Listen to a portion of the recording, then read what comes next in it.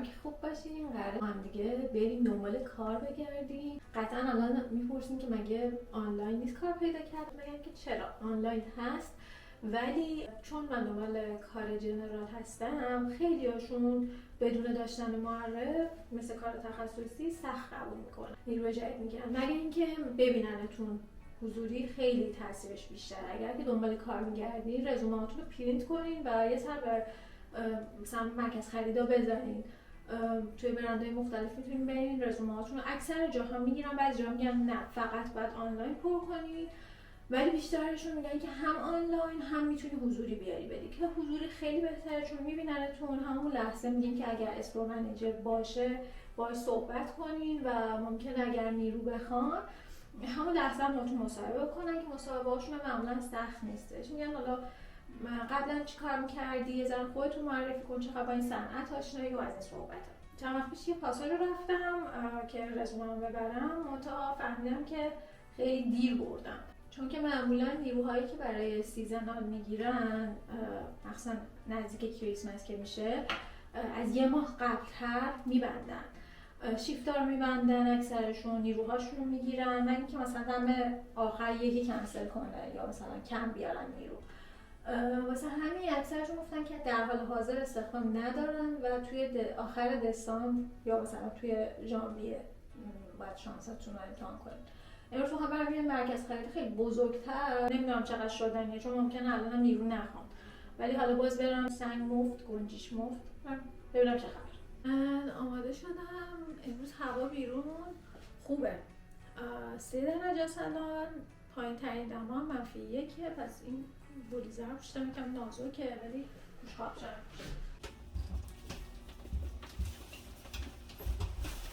کاپشنم -30 درجه است. نمیدونم چقدر واقعا -30 هست، چون که با این درس زمستون فکر کنم اصلا -30 رو نبینیم. آقا من رفتم، متاسفانه نخوام دیر اومدی. تا حالا کجا بودی؟ کاش مثلا ما شما رو زودتر میدیدیم، ولی خب دیگه هیچ دیگه کنسله. منم رزومه‌امو نسوندم چون دیدم اکثرشون دارن اینجوری میگن که همه رو نرفتم. همه هم که نمیشد گفت رفتش، چون خیلیاشون برنده خیلی لوکسه که حقیقتا من اصلا اعتماد به نفس اینکه برام اونجا کار کنم ندارم. حالا آدم کلا رزومه بده الکی اینا میگیرن میندازن دور، واسه هر کدوم میگن نداری نگی که خب حالا رزومه هم باشه، چون طرف اونجا اینقدر کار و زندگی و شلوغی داره که کاغذ نگه نمی‌داره. آره ولی این چند تایی که من رفتم خودشون گفتن رزومتو بده و خودشون میگن بدینا، ولی وقتی که مثلا میگن ما الان هایرینگ نداریم شما ولی که ندیم رزومتون، چون فایده‌ای نداره دیگه، رسم مقاله علی میندازن دور. میگم بریم بچرخیم بذاره بهتون مغازه اینجا نشون بدم، خیلی پاساژ خوشگلیه. برو کار زندگی کار چیه به قول آیسان؟ نه بابا وقتی آدم نمیره دنبال کار یه تایم پشتش باد میخوره، این زبانم به چخ میره دیگه قشنگ، چون که من توی این مدت که نیومدم باعث شدش که دوباره بترسم. یعنی الان که میخواستم برام حرف بزنم استرس داشتم، دوباره جمله خاصی نمیخواستم گفتم استخدام دارین یا ندارین، ولی خب نشد. الان همه مثل دیوونه ها ما رو نگاه میکنن نمیدونم چرا، ولی خب حالا با ما همراه باشین.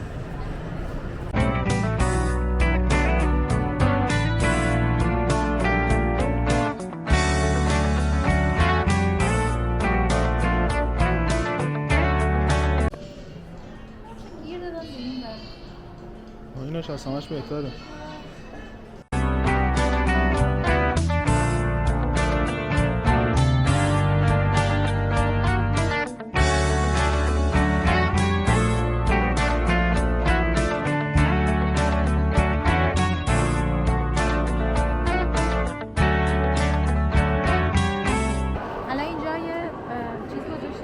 بک‌گراند میتونین عکس بگیرین، پولم نمیدین، بعد ایمیلتون رو میزنین که بعدش با ایمیل مارکتینگ سوراختون کنن.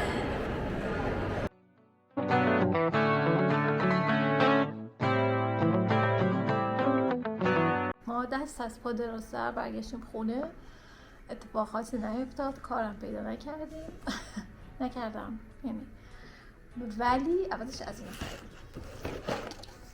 مجابه یه حسی برای میگه این تو پودر شده این. لا خریدیم درست کنیم. بعد انقدر دیدم همه ویدیوهای کریسمسی میذارن، از وقتی هم اومدم اینجا بیشتر شده تو اکسپلورا. اینم خریدیم، لباس پیجامه خریدیم برای علیه، تا یونیسکس بیشترش. اینم برای من. نپوشیدیم اونجا، گفتیم ببریم امتحان کنیم، اونا گفتن که تا 30 روز میتونیم پس بدیم. دیگه حالا آورده امیدوارم اندازه‌مون باشه که بشه اینجوری رو بگیریم و همین دیگه. امشب هم که نمیگیریم، خیلی خسته ایم، فکر کنم فردا پس فردا بشه دیگه. همین دیگه، با تشکر از اینکه امروز هم رونده بودیم تا فردا و فرداهای دیگر. خدافظی نمیخوای بکنیم؟ خدافظ. امروز 30 آذر، شب یلداست. خونه یکی از دوستامون دعوت شدیم. مهمونی که نیست، یه دوره همیه بیشتر شد، تعدادمون زیاد نیستش، ولی قرار شدش که واسه خودمون میز بچینیم و یعنی اون برای ما در اصل میز بچینه و دوره هم باشیم کیف کنیم، جای خالی خانواده و این داستانا رو یه ذره که شده پر کنیم، خیلی دلمون نگیره. بعد قرار بود امروز صبح زودتر بیدار شیم که جمع کنیم بریم خونه دوستمون که بهش هم کمک کنیم که متاسفانه نتونستیم. بعد دیرتر از همیشه از خواب بیدار شدیم دیگه. من رفتم موهامو خوش کنم، ولی دیگه درست کردن موهام اینا رو میذارم اونجا. حالا بریم اونجا خونهشون فیلم میگیرم، چون قرار شدش که اونا تو سالن اجتماعاتشون یه داینینگ روم دارن، چون سالن اجتماعاتشون خیلی بزرگه. می‌خواستیم اونجا رو بگیریم، پارتی روم در اصل سالن اجتماعات ما، پارتی روم اینا خارجیه. بعد اونجا خیلی بزرگ بود، دیدیم یه فضای کوچیک‌تر داره که داینینگ رومشه، گفتیم اونجا رو بگیریم دوره هم باشیم. از اونجا براتون فیلم میگیرم، از مراحل درست کردن میز و اینجور چیزا هم فیلم میگیرم. شدیم بریم خونه دوستمون. بعد هوا منفی 7 منفی 2 رو بریم. فقط جوگیر شدیم جفتمونم، با یه شلوار اومدیم، با 2 تا شلوار نیومدیم، داریم یخ میزنیم. علی که تازه بیشتر از من داره یخ میزنه، چون که کاپشن من بلنده، علی کاپشن علی کوتاهه. بذار اونوری کنم دکمه رو که میزنی هیتر بالا سر روشنش، بالا سرمون رو میده 100 سال بعد. دختر سردترین دمای عمرم تجربه کردم. این یه تیکم اصلا حس نداره، اینقدر سوز میومد، دندونم درد میگرفت، دهنم باز میذاشتم، آقا عصب رسیده. یه بابا چرا رد میکنی من؟ دندونم درد گرفت، قرمز شدم. امروز سردترین هوای 32 سالمو، 32 سالی که عمر کردم و تجربه کردم. لعنت. اناره خوشگل خوشگل. انار رو چی میخوریم؟ انار رو میدیم دست علی. علی قاشق میخورد. تو با قاشق دوست داری نه؟ آخه چیکار میکنی؟ نون برش میکنم برای دیپ. طولانی کنار اونایی که دوستشون داری و دوست داری. الجون داره صدشو برای ما میذاره. چیکار میکنی؟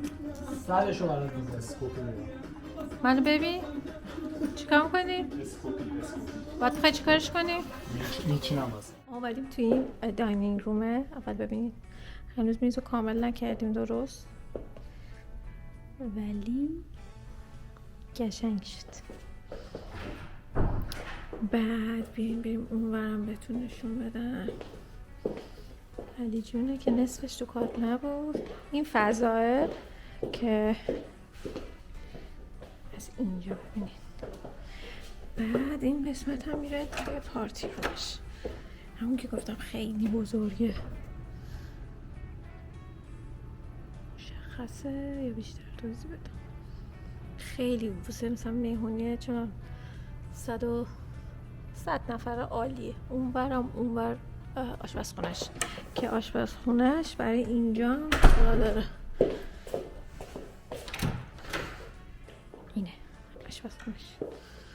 یخچال داره و سینک و اینا که هیچی. این فرم داره که ما غذا آوردیم که توش بذاریم گرم شه، لازانیا. این آینه‌اش جون میده واسه چیز نوروز. تادا من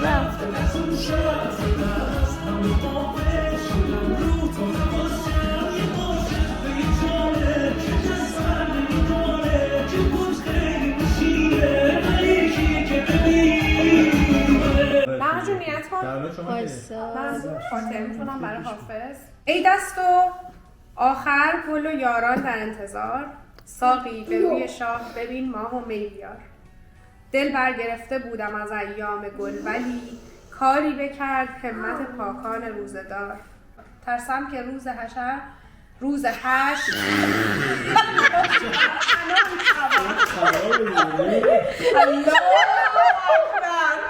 جمعه است، الان ساعت 5 عصره. میخواستم صبح ویدیو بگیرم ولی انقدر دیر از خواب بیدار شدیم دیگه نشد. بعدم خونه رو جارو زدم و دوستامون که پیششون بودیم دیروز برای شام لازانیا درست کرده بودن، یه دیسش اضافه اومده بود. زنگ زدم گفتن هستیم بیاین پیشتون، گفتیم آره چرا که نه.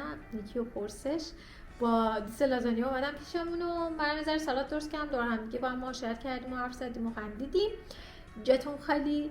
و الان بچه‌ها یکم پیش رفتن و گفتم بیام این ته این ویدیو رو ببندم و یه چیزی از تجربه خودم بگم. حالا من نمیدونم کسایی که سال هاست این مثلا توی هر کشور دیگه مهاجرت کردن، سالهای بعدم این تجربه رو داشتن یا فقط سال اوله. من احساس می‌کنم سال اوله خیلی مناسبت‌های ایرانی که ما توی ایران داشتیم و همیشه خانوادگی بوده خیلی یهو نبودن خانواده حس میشه و یکم سخته، یعنی سخت‌تر از روزهای دیگه است. یعنی اگر روزهای دیگه دلتنگی توی اون مناسبت انگار دلتنگی بیشتر میشه. باز بستگی به آدما و نوع روابطشون با خانواده هاشون داره ها. مثلا من و علی همیشه شب یلدا با خانواده بودیم، حالا یا خونه این و یا این ور خانواده پیش مامان من بودیم یا اون ور پیش بابای علی بودیم، یا حتی مثلا خونه فامیلا بودیم، یا از اون ور چهارشنبه استودیو معمولا هممون با دوستامون بودیم وقتی بزرگتر شدیم. فکر میکنم قبلش حالا همه خانوادگی بوده داستان، بعضیا هنوزم که هنوز با خانوادن، ولی دیگه عید مثلا 100% خانواده بود. حالا پیش دوستامون میرفتیم ولی خب عید و مثلا دیگه سال تحویل میشه اول به مامان باباها زنگ میزدیم، بعد میرفتیم خونه مامان باباها. فکر کنم این مناسبت ها سال اولش بعد از مهاجرت که هیچ کدوم اونا پیشتون نیستن خیلی سخت‌تر میشه و خیلی مهمه که فکر میکنم توی اون روزا تنها آدم نباشه. اگر دوستی داره با دوستاش سر کنه تایمش رو بگذرونه، یا اگه دوستی نداره یا به هر دلیلی دوست نداره با دوستاش بشه و مثلا خودشه و همسرش، خودشه و دوتا دوستاش، خودشه و همخونهش، خودشه و بچهش، هر کی بلد باشه چجوری حال خودش رو عوض کنه. یعنی حتی اینکه شده یه لباس خوب بپوشه، یه یه آجیلی بخوره، یه میوه‌ای بخوره، همون رسم و رسومایی که داشتیم واسه اون شبا اونا رو حفظ کنه. چون نمیگم دلتنگی رو آروم میکنه ها، ولی خب یه ذره بهتون حس بهتری میده. منتها به نظر من خیلی سخته. حالا من نمیدونم آدمات باز تجربیاتشون متفاوته. خب این شب یلدا اولین شب یلدای ما بود، گذشت به خوبی گذشت. دلتنگی بود، وسط مهمونی یاد گذشته میافتادی، یه سال قبل سال قبلترش میافتادی، ولی خب چه میشه کرد؟ قرار نبود که چه میشه کرد؟ انتخاب کردیم برای یه آینده بهتر، به امید آینده بهتر مهاجرت کنیم و خب این جزو سختیاشه. سختیایی که قبل از اینکه آدم بیاد فکر نمی‌کنه که اینقدر سخت باشه. میگه خب من تحمل میکنم، ولی انگار که اون سختیه که باهاش مواجه میشی از اون حجم سختی که توی تصورت بود بیشتره.